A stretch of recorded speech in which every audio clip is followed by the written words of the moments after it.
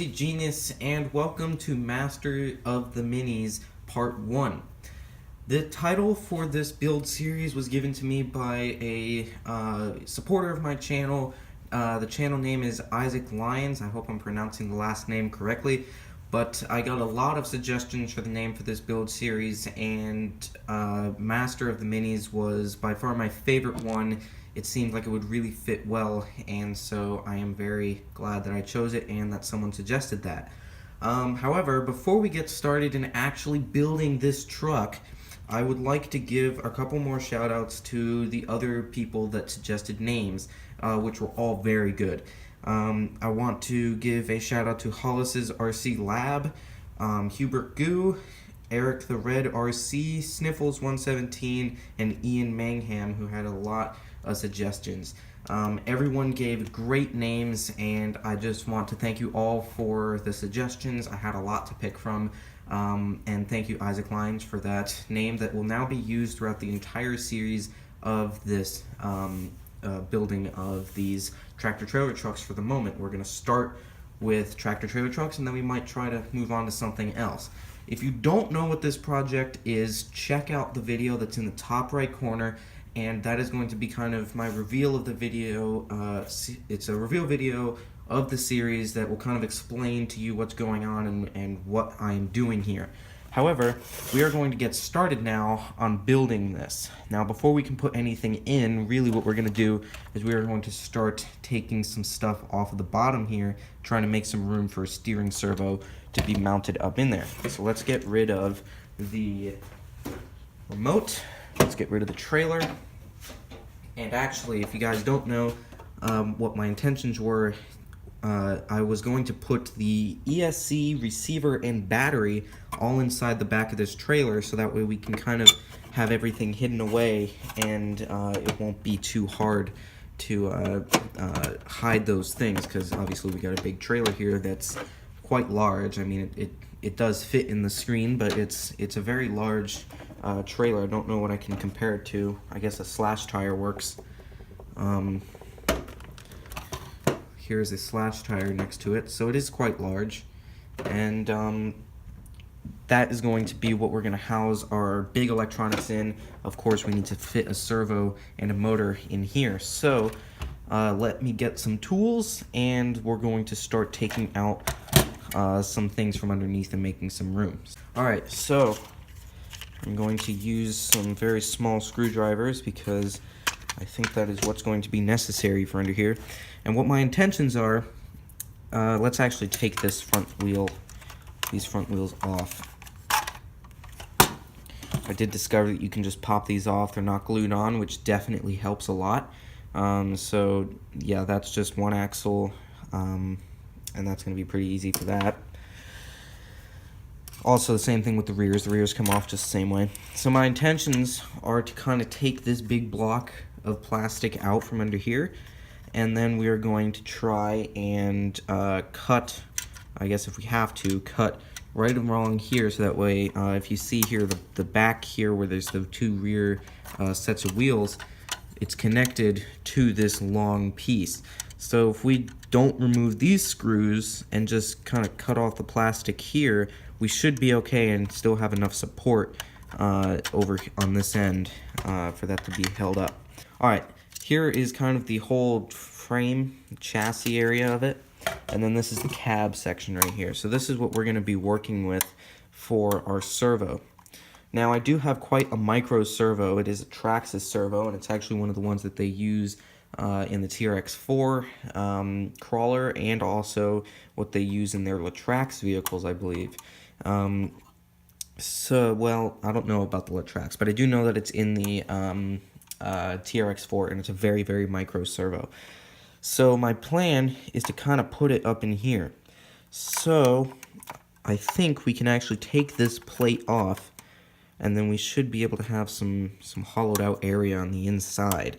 I don't know if we need that though, so let's actually get the servo and stick it up next to it and see what that's going to look like. Alright, here's the servo. It's very small. I don't have much to compare it to a full-size servo, but it is a very, very, very tiny little servo. And I do believe that it can just fit right up in there. And if we just, you know, hollow out a little area in there for it, that will of course help. Since we are going to use it, I'm going to go ahead and open this up so that way we can actually hold it up to it, not through the plastic, and see what it's going to look like. Also, the wire, if the wire's not long enough to reach to the cab and the receiver, I did buy some wire extensions that will work to go to the receiver, not have any problems with that. Okay, so I do think that should just fit in there. However, it is going to be sitting a little low. You see it's going to kind of bottom out under there. So what we need to do is we need to kind of open up here and see what we can get to, so that way we can try and make this as easy as possible. Aha! Okay, so something that I just noticed, I was just unscrewing a screw right here. I'm still learning about this truck. It's actually turning one of the seats that's up in the cab. So we can't unscrew it with those screws. We're going to have to go from the metal right here. Alright. So there we go. There is kind of what the inside looks like. As you can see, we've got swiveling doors here. And we have a bunch of screws on the inside, but shouldn't really need much to do with that. We shouldn't have anything to really mess around with in there. Try to keep track of all these screws though. Shouldn't be hard to put this thing back together either, because it's pretty simple. Now, what I think we're gonna do is we're going to try and mount up a servo in here, because mounting a servo and a motor are both going to be the hardest things in this series, because this stuff is not designed to do any of this. However, putting the ESC receiver and all that inside the trailer is going to be super easy, because it's basically just putting it into a box. There's really nothing special with or difficult with doing that. This stuff is going to be what's harder. So what we need to do is we need to figure out where's the correct mounting point for this. And what I'm thinking, if this all goes together pretty much like that, right there, that all goes together like that, what we should just need to do is put a servo right in here. I think right here is right where we need it. And as you can see, this is a pretty thin piece of plastic, so I would pretty much guess that we can just go right through this and not have much of a problem. You can see here, I think if we just mount the servo right through there, that should be just fine. Or actually, it'll be going like this. Yeah. Now, what we also need to do is we also need to get this the wheels to be able to actually turn, and that's going to be a little bit rough, because it's again not made for these wheels to even turn. As you can see, they're just on one solid little axle. So let me get some parts that I was going to plan on making a steering system with, and I will come back with those parts, and we will fit this together. Alright, so before I actually revealed this series, I checked this, the fitting of these parts beforehand, so that way I would kind of know if this was really going to be worth it or not. And this steering was the only thing that I was really worried about. That was the only thing that I was worried that might not work. So, wow, look at that. That's quite a setup on the table. Okay, so what I've got here is I have got one of the front tires, okay? I took the other one off the axle, and what my intention was to try and get this to be the correct size to fit in a regular Traxxas steering knuckle. Now, I know this is a little bit big, but this is what I have to work with, and it actually will work. And here's how. I'm going to take one of these steering knuckles out, and you see it's a little bit too big, okay? So what my idea was, you take one of these, I believe it was actually a piece for shock spacing, and you put it on the inside like that, okay? And then we're going to take one of these screws that I have back here, which will fit into the hole on that wheel, and then we'll just screw it in. Okay, so you can see here that this actually will now allow it to spin. It will allow the wheel to spin. I'm going to loosen it just a little bit because it is a little bit too tight. And I might have to shave some of that steering knuckle off, but for the moment, just for sizing, this will be okay. Okay, so now we have two wheels with their steering knuckles on, so now they can actually turn in here. And that is pretty cool.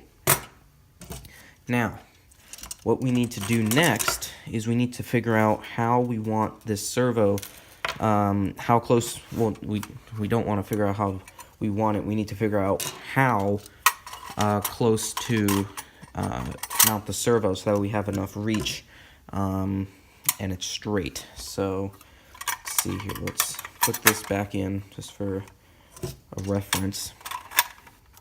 Put this back up to here. Let's see here.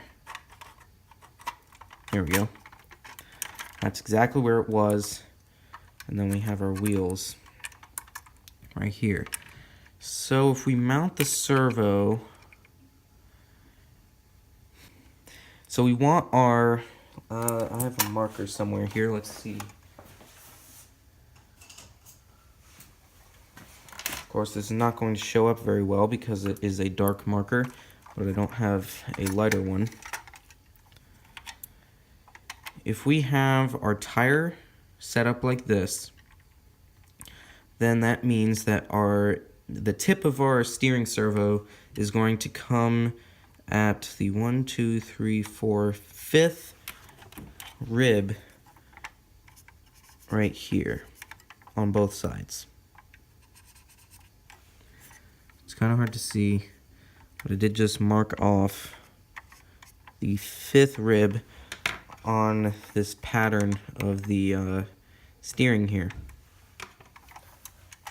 So,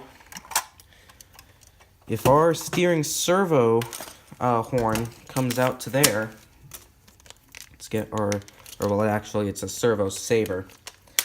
Let's get our servo saver out.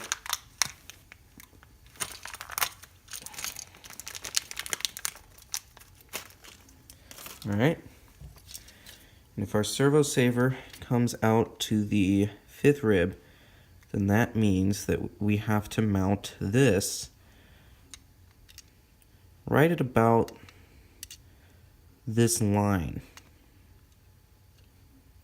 The line that's right there. Right there. So, now what we need to do is we need to mark out on our plate that's right here where that's going to go. Let's take this back out.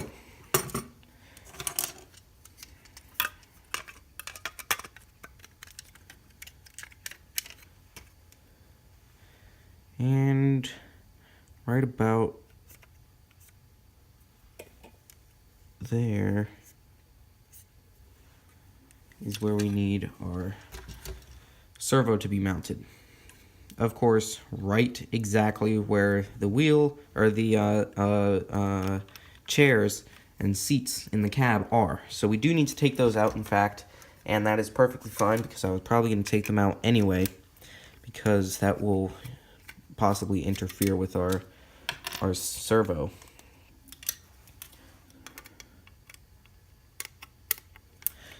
Of course, I'm sorry guys if these videos are going to be long, but just like my other build series, the videos were almost all of them were not less than 20 minutes. And that's just how the series works.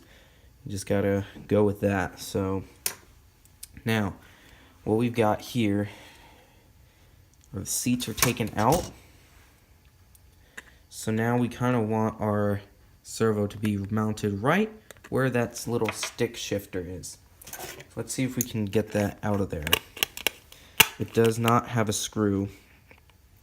It is just one of those like plastic melted mounting setups. There we go. That just went on the floor, but that's okay. And look at that, actually. There's already a hole there. That's actually pretty useful. Maybe just drill that just a little bit wider so that we can actually get the servo in there. And that actually might work just for mounting the servo.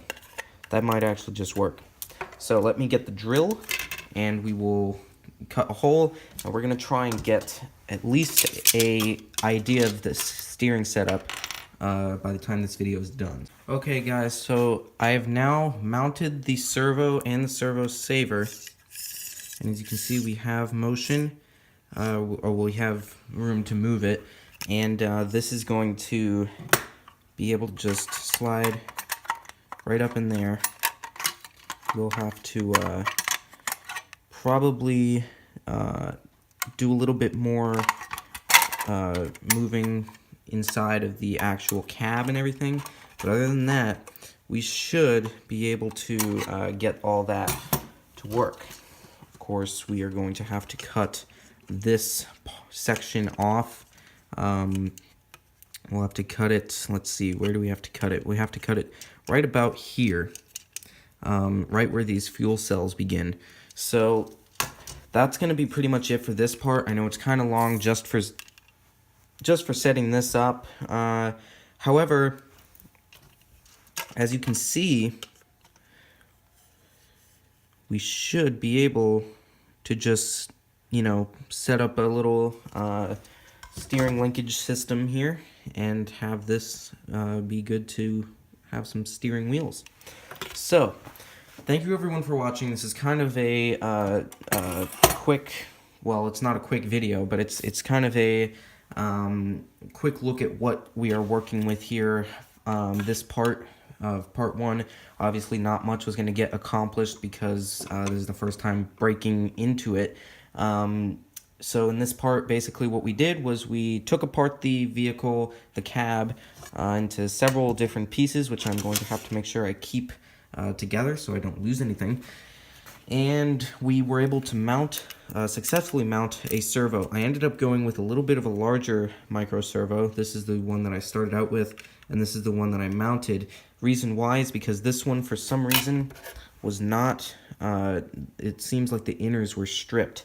And I don't know if I did that somehow or if that's how it came. I'm not certain because I did not test it before I took it out of the package and tried mounting it. However, I did not really tug on it very hard, so I don't know if it was me or not. However, regardless, we did get a micro-sized servo mounted up here, and we do actually have some steering. So, thank you everyone for watching. I hope that you enjoyed this little part one episode. Part two will probably go ahead and mount this section back up and then get the wheels. That way they are actually connected to the vehicle. Thank you everyone for watching. Please like and subscribe, and I'll see you all next time on the RC Genius.